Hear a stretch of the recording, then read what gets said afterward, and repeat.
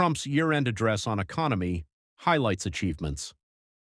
Amid deep skepticism, on December the 17th, 2025, President Donald Trump delivered a nationally televised primetime address from the White House. Trump's year-end address on economy highlights achievements. Amid deep skepticism, on December the 17th, 2025, President Donald Trump delivered a nationally televised primetime address from the White House, framing his economic record as a success and presenting an optimistic outlook for 2026, even as many Americans express frustration over persistent inflation and rising living costs. Trump opened by telling viewers that when he returned to the presidency nearly a year ago, he inherited a mess that he has been working to fix.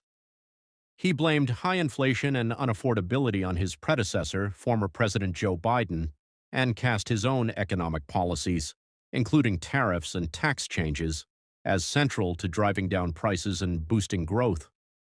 The address, which lasted around 18 to 20 minutes, covered Trump's broad messaging on the economy, but offered few detailed new policy proposals. Instead, it emphasized boasts about achievements and future promises. Trump declared the U.S. is poised for an economic boom the likes of which the world has never seen, suggesting that policies enacted under his administration have set the stage for stronger growth and lower prices. He highlighted attracting large amounts of investment, figures he described as evidence of renewed economic vitality, and took credit for reducing some consumer costs. As a symbolic gesture ahead of the holidays, Trump announced a 1,776 warrior dividend, a one-time payment to about 1.45 million U.S. military personnel, linking it to tariff revenues and legislative action. Trump also previewed plans to appoint a new Federal Reserve chair who would favor lower interest rates, aiming to further ease borrowing costs like mortgages. Despite these efforts, many economic analysts and political critics challenged Trump's portrayal of U.S. economic conditions.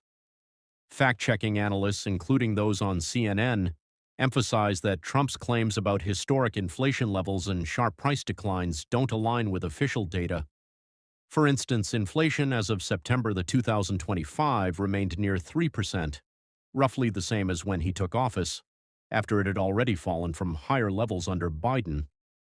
Official statistics also show that while prices remain elevated and some costs have eased modestly, the dramatic improvements Trump described, such as rapidly falling inflation across the board, are not supported by broad economic indicators.